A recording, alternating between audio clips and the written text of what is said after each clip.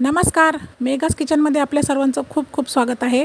आज आपण नारळी पौर्णिमेनिमित्त खूपच सॉफ्ट असे खोबऱ्याचे लाडू बनवणार आहोत. त्यासाठी मी इथे कंडेन्स मिल्क तयार करून घेतले आहे. आता आपण त्यामध्ये 1 चिमूट खाण्याचा केशरी रंग टाकून घेऊया. चांगले ढवळून घेऊया आपण. एकजीव झाल्यानंतर आपण त्यामध्ये 4 ते 5 वेलचीची पूड टाकून घेणार आहोत. चांगले मिक्स करून घेऊ. हे डेसिकेटेड कोकोनट आहे. 2 वाट्या घेऊया.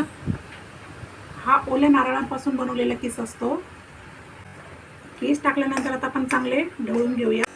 आता याप्रमाणे आपलं मिश्रण तयार झालेलं आहे. यात आपल्याला 1 वाटी दूध टाकून घ्यायचे आहे. चांगले परतून झाल्यावर अजून 1 वाटी दूध आपण यामध्ये टाकून घेऊ आणि चांगले ढवळून घेऊया.